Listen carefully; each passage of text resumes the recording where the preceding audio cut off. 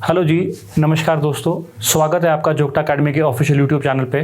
और मैं डॉक्टर अभिनव वर्मा आपके लेकर आया हूँ हिमाचल प्रदेश की एक और इम्पॉर्टेंट और इंटरेस्टिंग वीडियो जो डील करेगी हिमाचल प्रदेश के बैंकिंग एवोल्यूशन के साथ और साथ में हमारे GS3 का टॉपिक फाइनेंशियल इंक्लूजन और उसका अप्रेजल, चाहे वो जनरल फाइनेंशियल इंक्लूजन का अप्रेजल है या आपके फाइनेंशियल इंफ्रास्ट्रक्चर का अप्रेजल है। हम इस दोनों एस्पेक्ट्स को डील करेंगे। इस वीडियो में हम डिस्कस करेंगे HP इकोनॉमिक सर्वे का चैप्टर नंबर 4 बैंकिंग पूरा का पूरा, और साथ में डील करेंगे GS3 appraisal of financial position in Himachal Pradesh. ठीक है जी, आप इस वीडियो को 1.25x या 1.5x में देख सकते हैं और जो इंपॉर्टेंट पॉइंट्स उसको आप नोट डाउन भी कर सकते हैं। तो चलिए शुरू करते हैं। सबसे पहले अगर हम इस वीडियो में बात करें, सबसे इंपॉर्टेंट है हिमाचल प्रदेश में उसका बैंकिंग रेवोल्यूशन। अगर आप देखोगे इस साल के इकोनॉमिक सर्वे में कुछ महत्वपूर्ण इंपॉर्टेंट फैक्ट्स हमको यहाँ पर बताए गए थे, जिसमें जो सबसे इंपॉर्टेंट है वो है हमारा number of bank branches in Himachal Pradesh. तो आप देख सकते हैं हिमाचल प्रदेश में इस टाइम पे 2378 बैंक ब्रांचेस है, जिसमें से 1799 बैंक ब्रांचेस आपके रूरल एरियाज में है, जो कि आपका 76% ऑफ रूरल एरियाज को कवरेज देता है। इसके बाद अगर आप देखोगे जो लास्ट माइल बैंकिंग है आपके बैंकिंग इंक्लूजन के लिए, फाइनेंशियल इंक्लूजन के लिए हमारे पास 11,318 बैंकिंग मित्रस है, और अभी आप देखेंगे लगभग 5,000 प्लस आपके बैंकिंग कॉरेस्पॉन्डेंट्स इस साल आपको देखने को मिलेंगे। इसके बाद अगर आप टोटल बैंकिंग बिजनेस देखते हो हिमाचल प्रदेश का, वो 3.15 लाख करोड़ है, जो कि आपकी ईयर ऑन ईयर की जो ग्रोथ है, ईयर ऑन ईयर ग्रोथ है वो आपका 9.64% से ग्रो किया है। हालांकि जो हमारा क्रेडिट डिपॉजिट रेशो है वो केवल 49.12% है, RBI की गाइडलाइन से थोड़ा कम, लेकिन ये फिर भी हमें ये दर्शाता है कि Himachal Pradesh on track for growth पे है यहाँ पर। और अंत में जो सबसे इंपॉर्टेंट है वो है हमारे प्रायोरिटी सेक्टर क्रेडिट्स, जो कि RBI नॉर्म से ऊपर है 60.79%। तो ये इंपॉर्टेंट डाटा था जो आपका चैप्टर नंबर 4 इकोनॉमिक सर्वे हमें यहाँ पर बताता है। अब सीधा शुरू करते हैं हम बैंकिंग हिस्ट्री से। अब जो वर्ड बैंकिंग है ओरिजिनली ये डेवलप हुआ था आपके इटली में फ्रॉम द वर्ड बांचो। अब बांचो बेसिकली एक बेंच होता था जहां पर लोग आते थे, अपने क्रेडिट्स को एक्सचेंज करते थे और साथ में इंपॉर्टेंट फाइनेंशियल डिसीजंस लेते थे। ये 12th सेंचुरी की बात है। अब इसी के बाद आपके वेनिस में खुलता है बैंक ऑफ वेनिस इटली में 1157 AD में, और उसके बाद आप देखोगे ब्रिटिशर्स ने इंडिया को यहाँ पर कॉलोनाइज किया, कैप्चर किया, ठीक है जी, और हमें यहाँ पे लूटा, लेकिन लूटने के साथ साथ हमें दे गए बैंकिंग और इंश्योरेंस सेक्टर को। और आप देखोगे 1770 में बनता है भारत का प्रथम बैंक, बैंक ऑफ हिंदुस्तान, ठीक है जी। लेकिन ये जो बैंक था ये केवल यूरोपियंस को सपोर्ट करता था, उनके ट्रेड और कमर्स से रिलेटेड जो एक्टिविटीज थी उनको ये सपोर्ट करता था। इसके बाद आप देखोगे हमारा बैंक ऑफ कलकत्ता आता है 1806 में, जिसे हम अब बैंक ऑफ बंगाल के नाम से जाना शुरू करेंगे 1809 में। 1915 तक ये इंपीरियल बैंक बनता है और 1955 में यही बनता है आपका आज का स्टेट बैंक ऑफ इंडिया, जिसे कि ICICI और HDFC के साथ हमारे RBI और कोर्ट्स वगैरह क्या बोलते हैं, banks too big to fail, ठीक है जी। इसके बाद आप देखोगे जब ये कैपिटल हमारे इंडिया की तरफ शिफ्ट होती है तो ये ग्रेट एक्सोडस होता है, सारे के सारे ऑफिसर्स आपके शिमला की तरफ भागते हैं। तो आपका 1844 में शिमला बैंक बनता है, हिमाचल प्रदेश का प्रथम बैंक और भारत का 29th बैंक बनता है। इसके बाद आप देखोगे आज़ादी के बाद हम देखते हैं 1953 में आपका डेवलप होता है स्टेट कोऑपरेटिव बैंक, जो फंक्शनिंग करता है 1954 से, जब इसमें बाकी के कोऑपरेटिव बैंक्स एमालगमेट होते हैं, मर्ज होते हैं। 1955 में जैसा आपको मैंने कहा इंपीरियल बैंक से बनता है स्टेट बैंक ऑफ इंडिया, और आज की डेट में आप देखोगे मॉडर्न बैंकिंग इन हिमाचल प्रदेश चल रहा है, खासकर आपका डिजिटल बैंकिंग। तो ये ब्रीफ हिस्ट्री है हमारे बैंकिंग की पूरे के पूरे वर्ल्ड में, फिर इंडिया में और हिमाचल प्रदेश में। इसके बाद हम देखते हैं सीधा banking evolution from ancient to modern in Himachal Pradesh. Specifically Himachal Pradesh के बारे में बात करूं तो जैसे पूरे इंडिया में यहाँ पर काम चल रहा था, हम साहूकार और आपके जो बार्टर सिस्टम था और जो हुंडी सिस्टम था, प्रोमिसरी नोट्स, वैसे करके हम आपका जो हिस्टोरिक पीरियड है, आपका जो वैदिक पीरियड है और उसके बाद जो एंशिएंट पीरियड है, मिडिवल पीरियड है, वहाँ से आपका फंक्शनिंग बेसिकली करते थे। लेकिन जैसे ही ब्रिटिशर्स की एंट्री होती है हिमालयाज में तो ट्रेड रूट्स एक्सपैंड किए जाते हैं, आपका इंडो टिबेटियन रूट सेटअप होता है और फॉर्मल बैंकिंग की इंस्ट्रक्शंस यहाँ पर शुरू की जाती है। और इसके तहत जैसे ही आपकी शिमला को समर कैपिटल बनाने की बात की जाती है तो 1844 में, जैसा आपको मैंने बताया, बनता है हमारा प्रथम और भारत का 29th bank Shimla bank limited. और उसके बाद आप देखोगे जब ये बैंकरप्ट होता है तो अलायंस बैंक ऑफ शिमला 1874 में सेटअप होता है। अब ये सेटअप होता है लगभग आपके 50,000 की कैपिटल के साथ और 49 ईयर्स तक ऑपरेट करता है। और इसकी बहुत ज़्यादा ब्रांचेस थी, जैसे कि लाहौर में इसकी ब्रांच थी, आपके इलाहाबाद में इसकी ब्रांच थी। एक मेजर बैंक ये उभर के सामने आता है। नाहन नेशनल बैंक भी सेटअप किया जाता है 1893 में। और उसके बाद आप देखोगे ये भी फंडामेंटली 1944 में चेंज होता है और बनता है बैंक ऑफ सिरमौर। कांगड़ा आपके पंजाब के एजिस में था। तो आप यहाँ पे देखोगे 17 मार्च 1920 को यहाँ पर one of the oldest cooperatives यहाँ पर एस्टैब्लिश होता है, जो पावर लेती है आपके पंजाब नेशनल बैंक से और सेटअप किया जाता है कांगड़ा कोऑपरेटिव बैंक। और इसके अन्य यूनियन सेटअप किए जाते हैं आपके इंदौरा में, हमीरपुर में, आपके नदौन, ऐसे करके पालमपुर हो गया। ठीक है जी। तो फाइनली आप देखोगे 1953 में बहुत सारे बैंक्स, आपका bank cooperative bank of Mahasu हो गया, चंबा कोऑपरेटिव बैंक हो गया, ठीक है जी, आपका मंडी कोऑपरेटिव बैंक हो गया, उन सबको मर्ज किया जाता है और बनाया जाता है आपका Himachal Pradesh state cooperative bank. और फाइनली 1955 में इसमें बैंक ऑफ सिरमौर को भी मर्ज किया जाता है। सो ये कुछ इंपॉर्टेंट हिस्ट्री है और इससे समझ आता है कि हिमाचल प्रदेश में जो बैंकिंग की हिस्ट्री है और हिमाचल प्रदेश में जो बैंकिंग की एफिलिएशन है वो काफ़ी पुरानी है, right from the Britishers time, from 1840s। ठीक है जी। अब सीधा चलते हैं हम आपके chapter number 4 banking economic survey से। अब यहाँ पर हमें क्या देखने को मिलता है? इंपॉर्टेंट डाटा देखने को मिलता है जो डायरेक्टली आपसे प्रीलिम्स में पूछा जाता है और यही डाटा आप बाद में फाइनेंशियल अप्रेजल में यूज करते हो। अगर इंक्लूजन का पूछेंगे वो भी यही यूज होता है, अगर इंफ्रास्ट्रक्चर का पूछेंगे वो भी यही यूज होता है। तो सबसे पहले हम देखते हैं जो बैंकिंग नेटवर्क है हिमाचल प्रदेश का, तो वो टोटल 2378 ब्रांचेस है और जो पॉपुलेशन पर ब्रांच है वो है 2887 और जो नेशनल एवरेज है वो है 11,000। इससे ये साबित होता है, अब देखो जब अप्रेजल आएगा करने को, अब यही लिखोगे अप्रेजल क्या हो गया कि किसी की इवैल्यूएशन की जा रही है। तो अप्रेजल से हम ये समझ सकते हैं कि जो फाइनेंशियल इंफ्रास्ट्रक्चर का अप्रेजल है वहां पर total number of bank branches आ जाएगी और जो फाइनेंशियल इंक्लूजन का अप्रेजल है वहां पर आपके पॉपुलेशन पर ब्रांच आ जाएगी और कंपैरिजन होगा नेशनल के साथ कि भाई 11,000 पर जो बैंक है, ब्रांच है वो नेशनल है और हमारी 2,887 है, जो कि काफी बेटर है बेसिकली। तो बैंक ब्रांचेस और बैंक कॉरेस्पॉन्डेंट्स यहाँ पर क्या है कि हर एक इंडिविजुअल पे उसको फाइनेंशियली इंक्लूजन यहाँ पर कर रहे हैं, उसको यहाँ पर प्रॉपर सर्विसेज मिल रही है। इस तरीके से अप्रेजल यहाँ पे किया जाता है। चलो नेक्स्ट देखेंगे आप। अब ये जो बैंक ब्रांचेस है इनको यहाँ पर एरिया वाइज बैंक्स को, तो जैसा आपको मैंने बताया था जो रूरल है वो 1799 है, अर्बन और सेमी 469 है और urban centres according to RBI जो कि केवल शिमला है वहां पर 110 ब्रांचेस है, तब जाके आपका टोटल 2378 आता है। अब अगर हम इस एरिया वाइज में इसको प्राइवेट बैंक्स और पब्लिक बैंक्स के रूप में देखें तो पंजाब नेशनल बैंक की सबसे ज़्यादा ब्रांचेज है 355, SBI 351 और ऐसे देखा जाए तो 1186 आपकी पब्लिक सेक्टर बैंक की ब्रांचेज है। अगर मैं प्राइवेट के बारे में बात करूं तो HDFC की 113 मैक्सिमम ब्रांचेज है, along with the small finance banks जो आपके 25 है और टोटल आप देखोगे 313 है। इसके अतिरिक्त हिमाचल प्रदेश के जो अपने कोर बैंक्स है जैसे कि आपका हिमाचल प्रदेश ग्रामीण बैंक, उसकी 274 ब्रांचेस है अक्रॉस रूरल हिमाचल और जो पेमेंट बैंक्स है वो 13 है और जो कोऑपरेटिव बैंक्स है चाहे वो Himachal Pradesh state cooperative bank हो गया 263 ब्रांचेस, कांगड़ा कोऑपरेटिव बैंक हो गया 217 और अदर जो 5 अर्बन कोऑपरेटिव बैंक्स है उनकी 26 और 86 ब्रांचेस है। तो टोटल आप देखोगे यहाँ पर 871 ब्रांचेस आती है, चाहे मैं बात करूँ ग्रामीण बैंक, पेटीएम बैंक्स और कोऑपरेटिव सेक्टर बैंक्स के बारे में।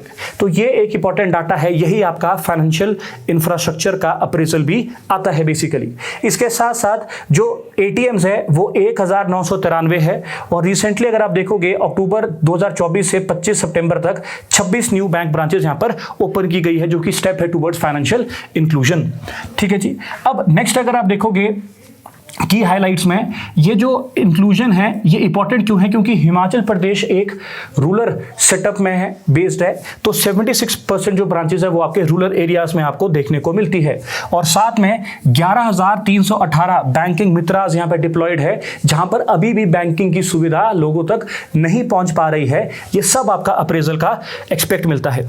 अब अगर आप देखोगे हर बैंकिंग जो सिस्टम है उसमें डिस्ट्रिक्ट डिस्ट्रीब्यूशन आपको देखने को मिलता है।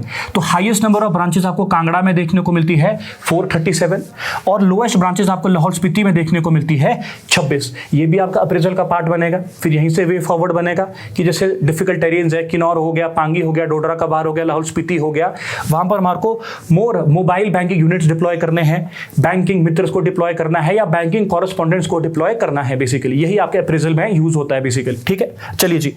अब जो लीड बैंक स्ट्रक्चर है, जो हमारा कन्वेयर बैंक है, वो है यूको बैंक, और अभी एट प्रेजेंट बहुत पुराना डाटा है, काफी सालों से चल रहा है। तो हमारे पास 3 लीड बैंक स्ट्रक्चर्स हैं। तो सबसे पहला है आपका पंजाब नेशनल बैंक, जो कि 6 डिस्ट्रिक्ट्स में यहां पर कवरेज देता है। तो आपको कैसा रखना है, K3UHM, कांगड़ा, कुल्लू, किन्नौर, ऊना, हमीरपुर और मंडी। तो ये 6 डिस्ट्रिक्ट्स में कवरेज देता है। फिर है आपका SBI बैंक, जो लाहौल स्पीति और चंबा में कवरेज देता है। और फिर है आपका यूको बैंक जो कि 4 डिस्ट्रिक्ट्स में यहां पर कवरेज देता है, S3B, Shimla, Solan, Sirmaur and Bilaspur. So all the 12 districts are covered by Punjab national bank, SBI and UCO bank. और जो स्टेट का कन्वेयर बैंक है वो आपका यूको बैंक है बेसिकली। तो ये आपका जो चैप्टर नंबर 4 है उसका इंपॉर्टेंट डाटा यहां पर मैंने निकाल के रखा है।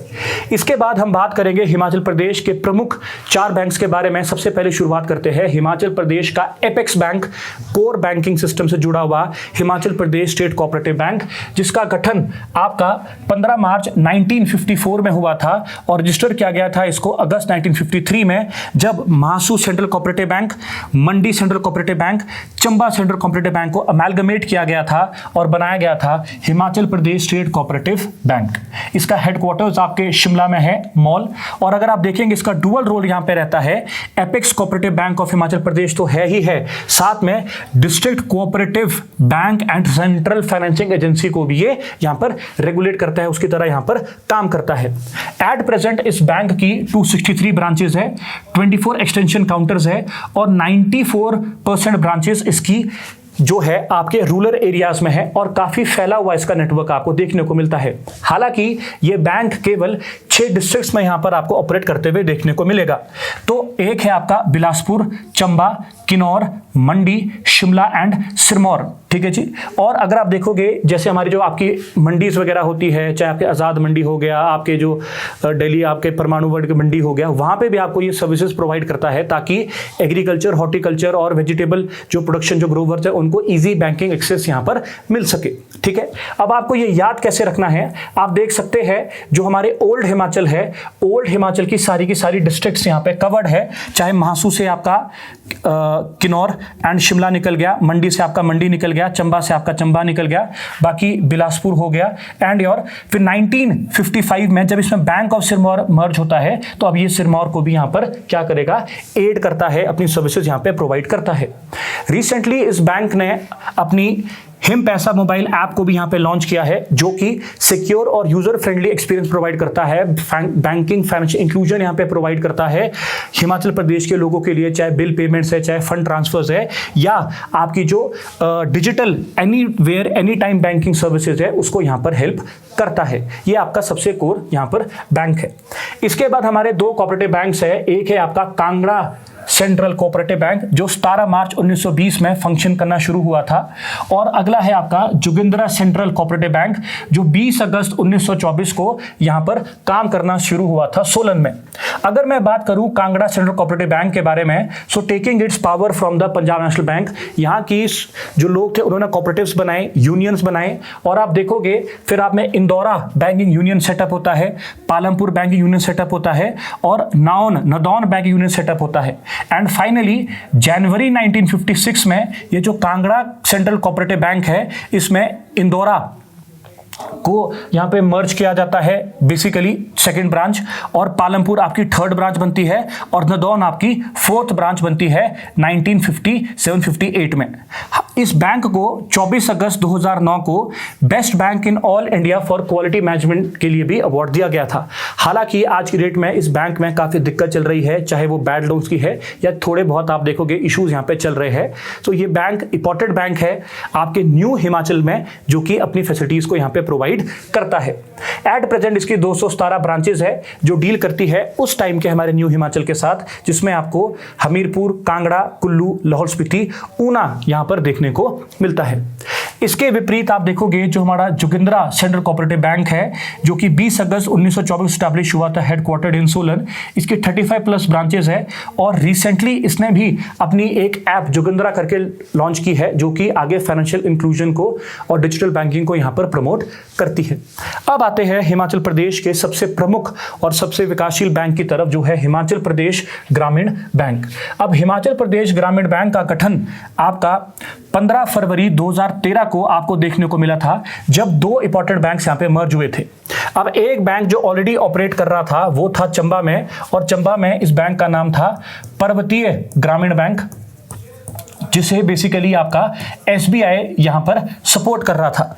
और इसी के साथ साथ जो दूसरा बैंक था वो आपके मंडी में था, जो आपका हिमाचल प्रदेश ग्रामीण बैंक था, जिसे पंजाब नेशनल बैंक यहां पर सपोर्ट कर रहा था। So according to the section 21 of RRBs act 1976, इन दोनों बैंक को 15 फरवरी 2013 को अमेलगमेट किया गया।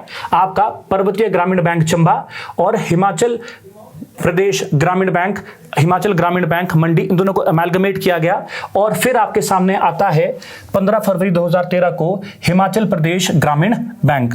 अब इसका कोर ऑब्जेक्टिव क्या है? ये बेसिक बैंकिंग फैसिलिटीज प्रोवाइड करना चाहता है रिमोट रूरल सेक्टर्स को और रूरल मासेस को, वहां पर बैंकिंग फैसिलिटीज ये देना चाहता है, चाहे वो एग्रीकल्चर फाइनेंस हो, कॉटेज और स्मॉल स्केल इंडस्ट्रीज हो, चाहे वो रिटेल फाइनेंस हो, चाहे डेयरी डेवलपमेंट वगैरह हो, एलाइड एक्टिविटीज हो, एंड इवन पर्सनल लोनिंग हो। It is sponsored directly by your Punjab national bank. इसका जो हेडक्वार्टर्स है वो आपका मंडी में है और इसके जो रीजनल ऑफिसेज है वो आपके चंबा, धर्मशाला, सोलन, हमीरपुर में आपको देखने को मिलेंगे along with Mandi. At present इसकी 274 बैंक ब्रांचेस है जो आपको देखने को यहां पर मिलती है। ठीक है जी, तो ये एक इंपॉर्टेंट इंटीग्रल बैंक है हमारे ग्रामीण क्षेत्रों के लिए। चलिए जी, अब हिमाचल प्रदेश में जो ये हमारा बैंकिंग इंफ्रास्ट्रक्चर है ये तो हमें समझ आ गया, यही हमारा बैंकिंग इंफ्रास्ट्रक्चर का अप्रेजल भी बनता है। इसी में आपको अपना दिमाग लगा के जो कमियां हैं, जो पॉजिटिव है उसको उठाना है। जहां पे 274 है उसको लिख दो कि और रीच लानी है, 300 प्लस करना है। जहां पर आपको लगता है कि 76% है उसको 80% करना है। तो वैसे ही हमको थोड़ा सा मैनिपुलेट करके डिप्लोमेटिकली आंसर्स को बनाना पड़ता है। अब इकोनॉमिक सर्वे में आपको और इस चैप्टर में देखने को मिलती है मेजर स्कीम्स जो कि फाइनेंशियल इंक्लूजन से रिलेटेड है। तो सरकार चाहे सेंटर है चाहे स्टेट है, बहुत सारे मेजर काम यहां पर कर रही है। अगर मैं बात करूं फाइनेंशियल इंक्लूजन और बैंकिंग स्कीम्स के बारे में, इकोनॉमिक सर्वे के थ्रू 3 इंपॉर्टेंट सेंट्रल स्कीम्स आपको देखने को मिलती है अलॉन्ग विद 1 पेंशन स्कीम, जिसमें आपको क्या देखने को मिलता है? प्रधानमंत्री जनधन योजना। और हिमाचल प्रदेश में यहां पर क्या है, बेसिकली ये कोर स्कीम बन जाती है, फाउंडेशन बन जाता है फाइनेंशियल इंक्लूजन के लिए। देखिए, हिमाचल प्रदेश में 19.42 लाख अकाउंट्स अभी प्रधानमंत्री जनधन योजना के अंडर है और रूरल अकाउंट्स कितने हैं? 87%, 16.91। अगर मैं बात करूं फाइनेंशियल इंक्लूजन के अप्रेजल की, तो ये वाला डाटा आएगा और इसको इंप्रूव कैसे करेगी कि भैया 87 को 90% टारगेट करो नेक्स्ट ईयर के लिए, ऐसे करके। ठीक है जी। रुपे डेबिट कार्ड्स 12.32 लाख इस जनधन खाते के थ्रू लोगों तक डिस्पर्स हो चुके हैं। और अगर मैं बात करूं आधार लिंक्ड सर्विसेज की, तो 83.39% आपको देखने को मिलेगा। अब बेसिकली स्कीम क्या करती है? Door to door banking services, खाता पहुंचाने का यहां पर काम करती है। अब जब यह खाता आपका बन जाएगा, फिर सरकार आपको क्या बोलती है कि आप सुरक्षा बीमा योजना लो। ठीक है, एक्सीडेंट कवर इंश्योरेंस लो up to 2 lakh rupees, premium भरो 20 रुपए पर ईयर का और एज रखो 18 से 70 साल के लिए। एट प्रेजेंट हिमाचल प्रदेश में 40.97 लाख सब्सक्राइबर्स है जो एक्सीडेंट इंश्योरेंस यहां पे ले रहे हैं at a very low premium. अब ये जो खाता कटेगा या ये बाद में जो इंश्योरेंस वगैरह मिलेगी ये इसी खाते में मिलेगी, इसीलिए सब आपका इंटरलिंक्ड है आपस में। नेक्स्ट अगर देखोगे, सरकार आपको बोलती है आप जीवन ज्योति बीमा योजना भी लो, अपने फैमिली को लाइफ कवर दो, फाइनेंशियल सिक्योरिटी दो इन केस ऑफ डेथ। सो 2 लाख का लाइफ इंश्योरेंस कवर मिलेगा, प्रीमियम एट 436 पर ईयर। 18 से 50 साल के बीच अगर आप है तो एनरोल कर सकते हैं। और अगर आप देखेंगे 15.65 लाख सब्सक्राइबर्स यहाँ पे एनरोल्ड है बेसिकली। अब उसके बाद सरकार बोलती है कि भाई बेटर फ्यूचर के लिए जब आप बुजुर्ग हो जाएंगे ओल्ड एज में, आपको हम पेंशन भी देंगे अंडर द अटल पेंशन योजना, जिसमें हमको अश्योर्ड पेंशन 1000 से 5000 पर मंथ मिलेगी। एंट्री एज है 18 से 40 साल और पेंशन मिलेगी आपको 60 साल से। एट प्रेजेंट 6.21 लाख सब्सक्राइबर्स यहाँ पर एडेड है। तो ये आपकी सेविंग हैबिट और फ्यूचर को भी सिक्योर करता है। अब ये फाइनेंशियल इंक्लूजन ही है, क्योंकि मैं समझ रहा हूं कि अगर कोई फार्मर है, मान लो रिमोट एरिया से, उसने अपना खाता खोला, जनधन अकाउंट खोला, उसके बाद उसने अपने को प्रधानमंत्री सुरक्षा बीमा योजना को लिया, उसके बाद उसने अपने आप को जीवन ज्योति बीमा योजना को लिया और अब उसने अपने आप को एनरोल कर दिया अटल पेंशन योजना में। 60 साल के बाद उसको इसी खाते में लगभग 3000 रुपए यहां पर पेंशन मिलेगी आफ्टर रिटायरमेंट या at a particular age limit जो आपकी 60 ईयर्स है। तो फाइनेंशियल सिक्योरिटी को उसने अपनाया है थ्रू दिस ऑल पैरामीटर्स, और ना ही अपने को बट अपनी फैमिली को भी at a very minimal cost, जो कि उसकी लाइफ से बहुत ज्यादा इंपॉर्टेंट है। सो दिस इज हाउ दिस प्रधानमंत्री जनधन योजना is the foundation of financial inclusion, क्योंकि ये एक खाता बहुत सारे बेनिफिट्स देता है, सोशल सिक्योरिटी देता है, सेविंग्स की हैबिट्स करता है और इंक्लूसिव ग्रोथ यहां पर प्रमोट करता है।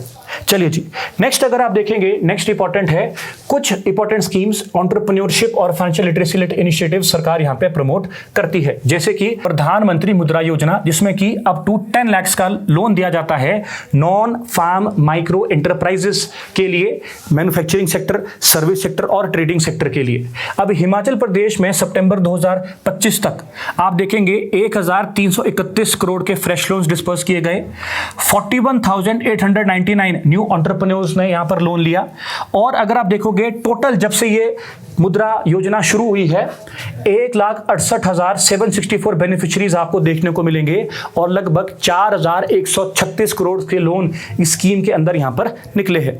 नेक्स्ट है आपका स्टैंड अप इंडिया स्कीम, जिसमें आप देखोगे ST SC विमेन एंटरप्रेन्योर्स के लिए 10 लाख से लेकर 1 करोड़ तक लोन लिमिट आपको यहां पर देखने को मिलती है। अभी अगर हम देखेंगे रिसेंटली 47.42 करोड़ के लोन सैंक्शन किए गए हैं और 271 आप देखोगे न्यू एंटरप्रेन्योर्स यहां पर सैंक्शन हुए हैं, जिनको ये लोन्स यहां पर डिस्पर्स किए गए हैं। तो जो ग्रीनफील्ड एंटरप्राइजेस है, एम्पावर है, जो अंडर रिप्रेजेंटेड सेक्शंस है, जो मिनॉरिटी सेक्शंस है, उनको यहां पर सरकार टारगेट कर रही है, फाइनेंशियल इंक्लूजन दे रही है। इसके अलावा सरकार फाइनेंशियल लिटरेसी कैंपेन चलाती है, जैसे फाइनेंशियल लिटरेसी सेंटर्स हो गए, डिजिटल बैंकिंग अवेयरनेस हो गया, यूपीआई प्रमोशन हो गया, ई बात कैंपेन्स हो गया, आरबीआई क्या कहता है, और साइबर फ्रॉड अवेयरनेस। आप देखते हैं हिमाचल प्रदेश में बुजुर्गों के साथ खासकर बहुत ज्यादा साइबर फ्रॉड्स यहां पर आपको देखने को मिलता है। अब बेसिकली ये काम कैसे करता है, ये फाइनेंशियल लिटरेसी कैंपेन्स जब आप लोगे, फॉर एग्जांपल आपने इनको समझा, फिर वहां से आपको थोड़ा आइडिया मिलता है एंटरप्रेन्योरियल कैपेसिटी का। और अगर आपको अपॉर्चुनिटी मिलती है, फॉर एग्जांपल एक कुल्लू में एक फीमेल है अनीता, उन्होंने सबसे पहले फाइनेंशियल लिटरेसी कैंपेन्स वगैरह लिए अपनी पंचायत में, ठीक है, आरबीआई ऑफिसर्स द्वारा, बैंकिंग कॉरेस्पॉन्डेंट्स द्वारा। उन्होंने समझा कि भैया there I can scale some business, और उन्होंने क्या किया,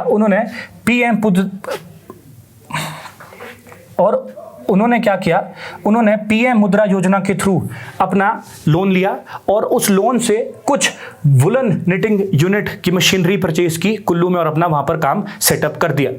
उसके बाद जब उनका थोड़ा बिजनेस स्केल होना शुरू हुआ, मार्केट में उनकी रीच अच्छी हुई, उसके बाद उन्होंने क्या किया, उन्होंने एडिशनल सपोर्ट ली स्टैंड अप इंडिया के प्रति और अपनी मशीनरी को एक्सपैंड किया और आस्ते आस्ते उन्होंने अपने ही गाँव में प्रोक्योरमेंट वगैरह शुरू करी और अपने ही गाँव के 10, 15, 20 लोगों को क्या प्रोवाइड कर दी, एम्प्लॉयमेंट अपॉर्चुनिटीज भी प्रोवाइड कर दी। सो इससे क्या हुआ, फाइनेंशियल इंक्लूजन के साथ साथ आप देखोगे उन्होंने आम लोगों की फैमिली इनकम को भी बढ़ाया और कंट्रीब्यूट किया लोकल इकोनॉमी को। बेसिकली ये जो पूरा का पूरा एक्सपेक्ट है, इसको हम एक तरीके से कह सकते हैं मनी मल्टीप्लायर इफेक्ट, ठीक है जी, जिससे कि आपकी फाइनेंशियल इंक्लूजन साथ में इंक्लूसिव ग्रोथ इस पूरे के पूरे एक्सपेक्ट में आपको देखने को मिलती है।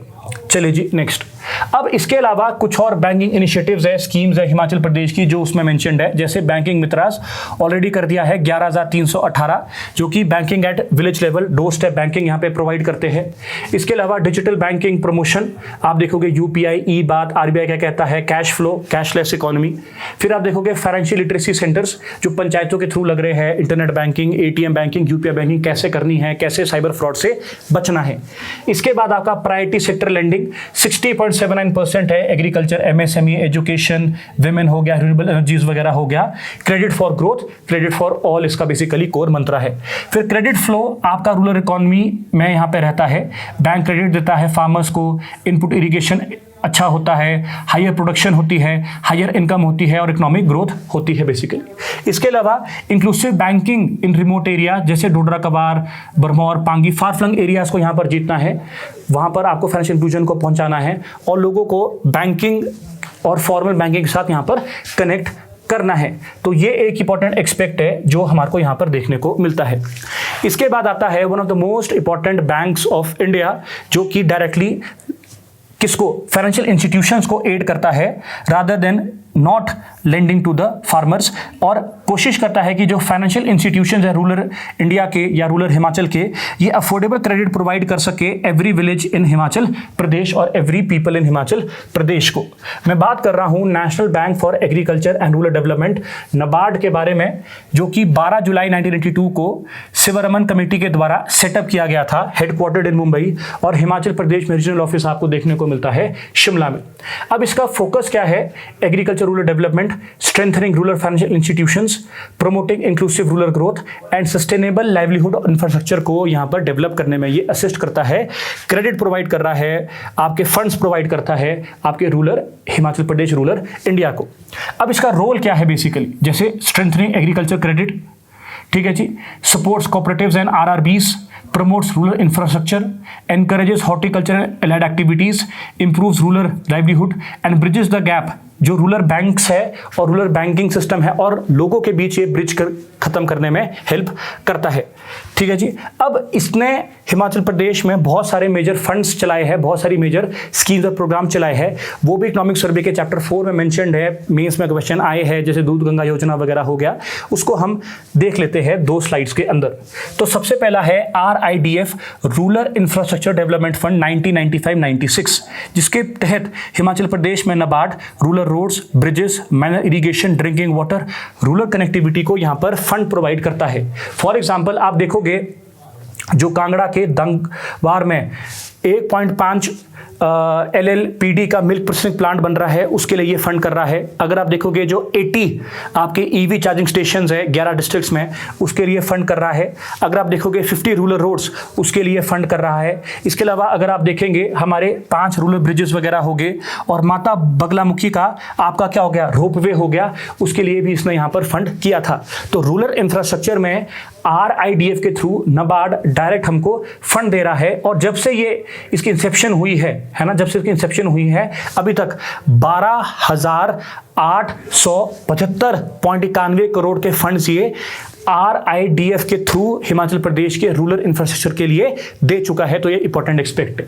इसके बाद है fundings to farmer produce organisations, जो कलेक्टिवाइजिंग फार्मर्स है for better production, for better processing and market access.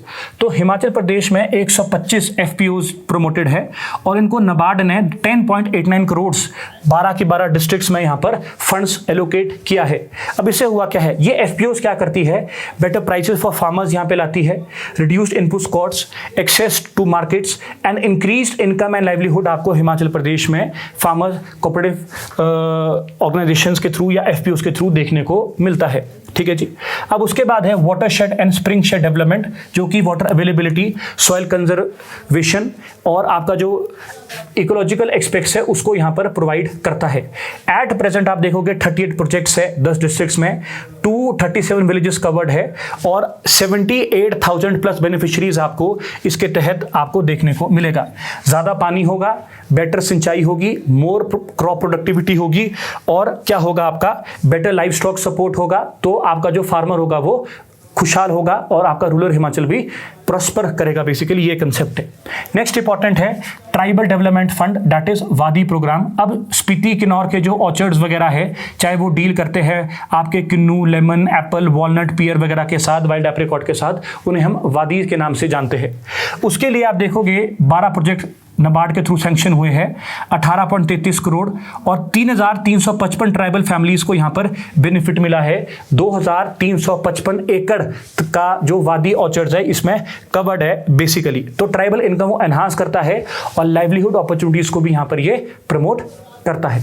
इसके बाद है आपका लॉन्ग टर्म फाइनेंस सपोर्ट, चाहे रूरल हाउसिंग हो गया, स्मॉल रोड ट्रांसपोर्ट ऑपरेटर्स हो गया, माइनर इरिगेशन हो गया, पोल्ट्री हो गया, फार्म मैकेनाइजेशन हो गया, शीप गोट पिगरी रियरिंग हो गया और अदर एक्टिविटीज, उसको ये सपोर्ट करता है। और 757 करोड़ रुपीस अभी तक हमने यहाँ पर इस लॉन्ग टर्म रिफाइनेंस सपोर्ट के तहत यहाँ पे डिस्बर्स कर दिए हैं। ये आपके इंपॉर्टेंट 5 प्रोग्राम जो नाबार्ड यहाँ पे चला रहा है एज ऑन 15 जनवरी 2026 अकॉर्डिंग टू द इकोनॉमिक सर्वे।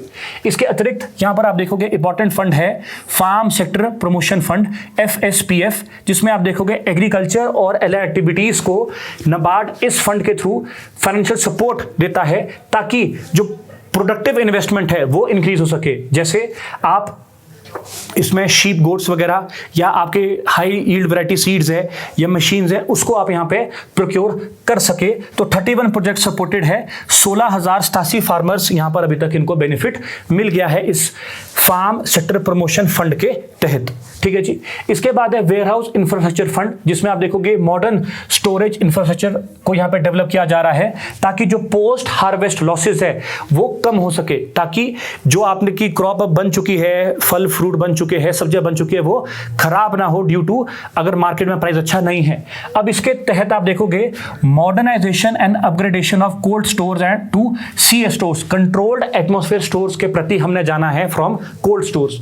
अब इसमें आप देखोगे आपका चुरा चंबा, रोडू शिमला, ओडी शिमला और पतलीकुल कुल्लू, ये इंपॉर्टेंट 4-5 कोल्ड स्टोर सेंटर्स थे जिन्हें अब कंट्रोल्ड एटमॉस्फेयर में अपग्रेड किया जा रहा है बेसिकली, जिससे कि reduce wastage, better quality storage और बेटर प्राइसेस किसको मिलेंगे, आपके फार्मर्स को।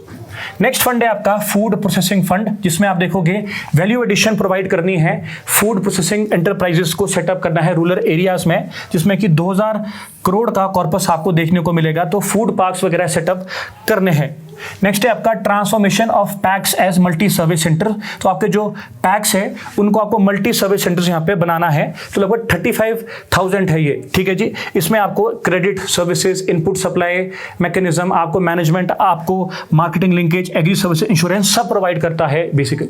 और लास्ट है आपका NABCONS consultancy and project support.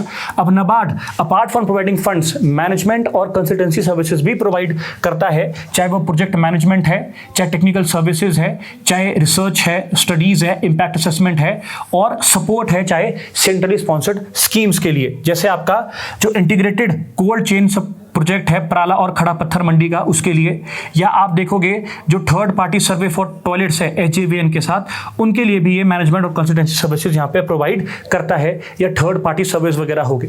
So these were all the major developments जो हमारा नाबार्ड ने हिमाचल प्रदेश में किया है from the economic survey chapter number 4 bank.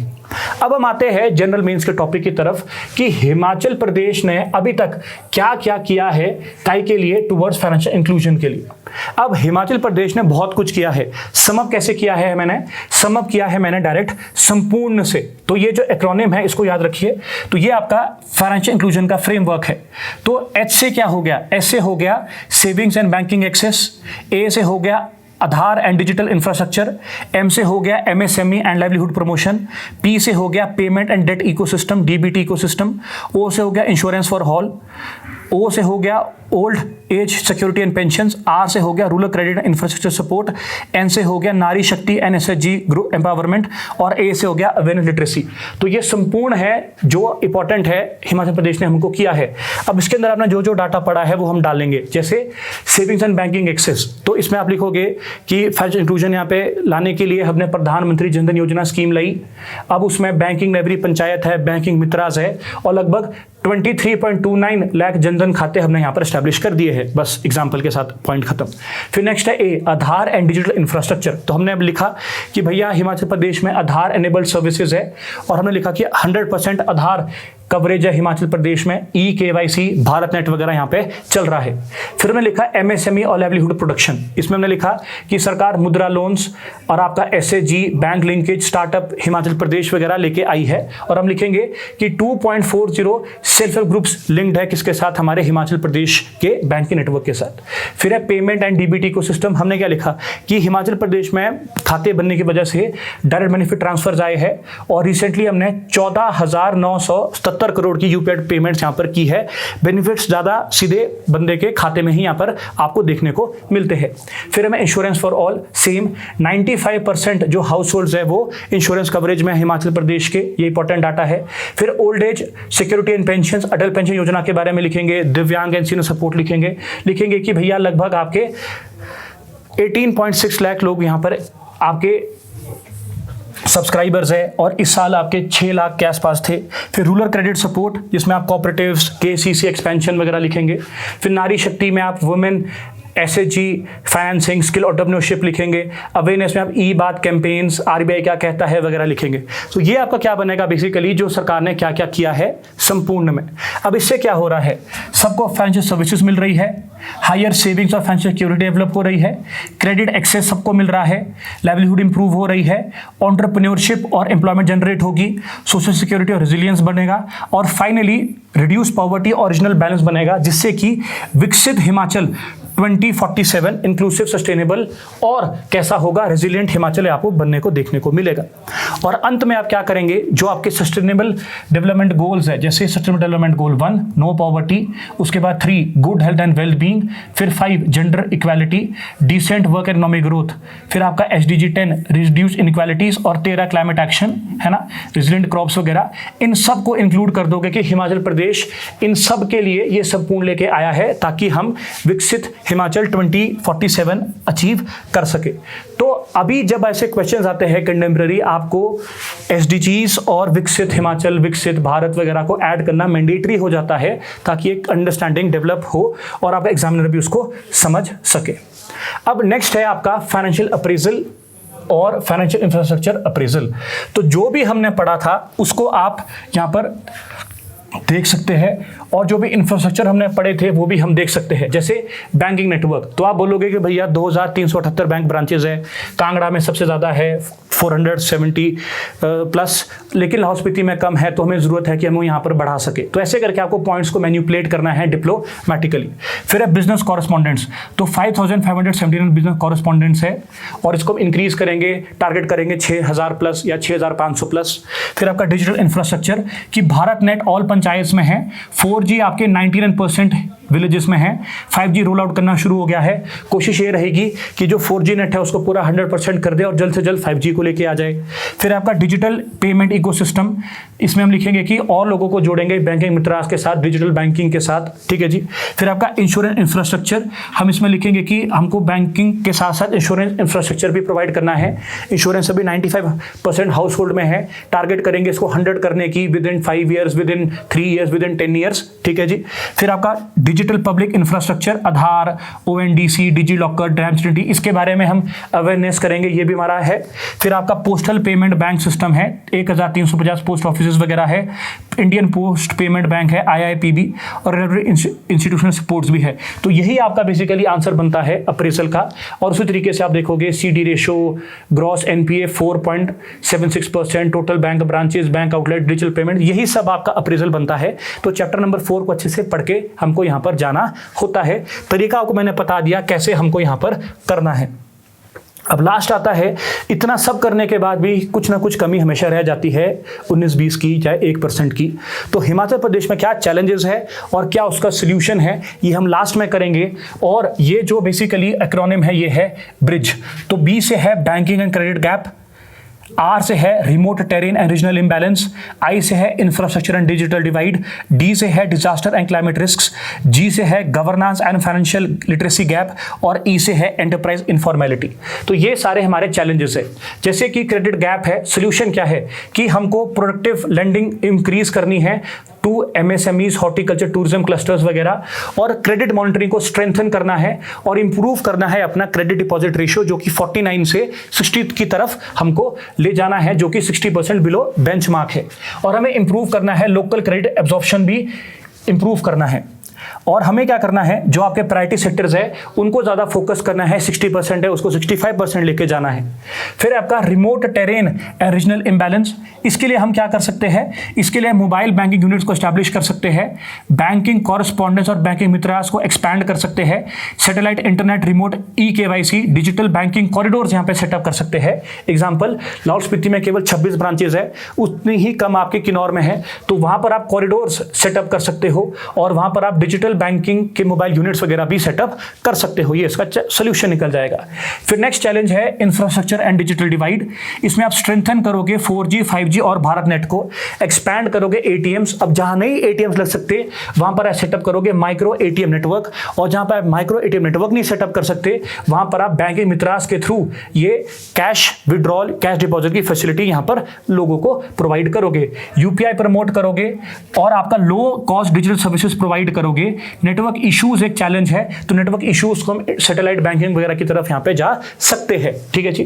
फिर आपका नेक्स्ट है क्लाइमेट एंड डिजास्टर रिस्क। तो क्लाइमेट रेसिलिएंट फाइनेंस इंफ्रास्ट्रक्चर हम डेवलप करेंगे। हम डिजास्टर क्रेडिट लाइंस को यहां पर लाएंगे, कैटास्ट्रॉफी लोन्स, जैसे कि 2025 में 6200 से कम बेनिफिशियरीज को हमने यहां पे रिलीफ प्रोवाइड किया। हम टूरिज्म और एमएसएमई रिकवरी पैकेजेस के लिए स्पेशल लोन्स वगैरह यहां पर निकाल सकते हैं। फिर नेक्स्ट चैलेंज है governance and financial literacy gap. उसके लिए सरकार बहुत कुछ कर रही है, वही लिखना पड़ेगा। ई बात कैंपेन, आरबीआई क्या कहता है, साइबर फ्रॉड वगैरह वगैरह वगैरह, उसको हमको लिखना पड़ेगा, स्ट्रेंथन करना पड़ेगा लॉ को, और आपको स्कूल में ही ये फैसिलिटीज यहाँ पे लानी पड़ेगी। रेडियोस का, मार्केटिंग का हेल्प लेना पड़ेगा और लोगों को जागरूक करवाना पड़ेगा। फिर एंटरप्राइज इनफॉर्मेलिटी, ये एक इंपॉर्टेंट गैप है। जो कैश फ्लो है, लेंडिंग मॉडल्स है, उसको आपको स्ट्रेंथन करना पड़ेगा। जो इनफॉर्मल एमएसएमईज है उनको फॉर्मलाइज करना पड़ेगा, उनको रजिस्टर करना पड़ेगा ई उद्यम पोर्टल के अंडर जीएसटी के थ्रू। डिजिटल बुक कीपिंग करनी पड़ेगी, ई इनवॉइसिंग करनी पड़ेगी, क्योंकि जो इनफॉर्मल एमएसएमईज है, क्योंकि उनकी डॉक्यूमेंटेशन नहीं हो पाती है, इसलिए उनको लो क्रेडिट एलिजिबिलिटी रहती है, उनको क्रेडिट्स यहाँ पे नहीं मिलते। अब ये तो बेसिकली हमारा ब्रिज है, जो चैलेंज है, सॉल्यूशंस है। इसके अतिरिक्त बहुत सारी स्टेट्स है, बहुत सारी यूटीज है जिन्होंने बहुत अच्छा काम किया है। उसके कुछ मॉडल्स हम यहाँ पे इनकॉर्पोरेट कर सकते हैं हिमाचल प्रदेश में। जैसे टूरिज्म मॉडल हमने लाहौल स्पीति में इनकॉर्पोरेट किया। तो जैसे केरला का कुदुम्बश्री बैंकिंग लिंकेज मॉडल है, जिसमें सेल्फ हेल्प ग्रुप्स को लिंक किया गया है, आपके बैंक्स के साथ फाइनेंशियल इंक्लूजन प्रोवाइड की गई है, और विमेन की जो सेल्फ हेल्प ग्रुप्स है उनमें खतरनाक अच्छे तरीके से क्रेडिट अब्जॉर्प्शन यहां पर हम लाते हैं, जो डायरेक्टली आपका क्या टारगेट करेगा, बैंकिंग और क्रेडिट गैप टारगेट करेगा, और क्या टारगेट करेगा, और टारगेट करेगा आपके बेसिकली जो ये रीजनल इम्बैलेंस वगैरह है। इसके अलावा नेक्स्ट अगर आप देखोगे, आंध्र प्रदेश का zero balance digital banking system है ई प्रभु। तो हम रुपे कार्ड के साथ जीरो बैंक अकाउंट दे रहे हैं, जिससे कि high DBT penetration, digital transactions वगैरह हो। अब ये क्या है, अब ये आपका टारगेट करेगा वही क्रेडिट गैप को, साथ में टारगेट करेगा आपके डिजिटल डिवाइड वगैरह को, और साथ में टारगेट करेगा आपके डिजिटल डिजास्टर क्लाइमेट रिस्क वगैरह, क्योंकि सबके घर में क्या जा रहा है, डीबीटी पेनिट्रेशन आपको, डिजिटल ट्रांजैक्शंस आपको यहां पर देखने को मिलती है।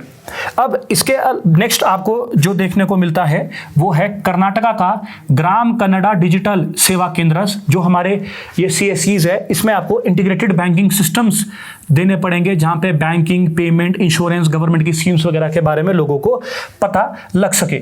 अब इससे आप टारगेट कर सकते हो एंटरप्राइज इनफॉर्मेलिटी को, आप टारगेट कर सकते हो इससे लिटरेसी गैप्स वगैरह को, आप इसमें डिजिटल डिवाइड उसको टारगेट कर सकते हैं इस तरीके से। और लास्ट आप देखेंगे हमारा इंपॉर्टेंट है गुजरात का जैम और डीबीटी एक्सीलेंस का मॉडल, जो कि रिडक्शन लाता है लीकेजेस और वेलफेयर डिलीवरी में यहाँ पर क्या करता है, सपोर्ट करता है। तो कोशिश कीजिए जब आप वे फॉरवर्ड देते हैं, एक आधी स्टेट का कोई मॉडल आपने करंट अफेयर में पूरे साल पढ़ा होता है, उसको आप यहाँ पे ऐड कर सकते हैं हिमाचल प्रदेश में, कि we can take models from ऐसे करके वहाँ पे भी आप हेल्प यहाँ पर मिली है।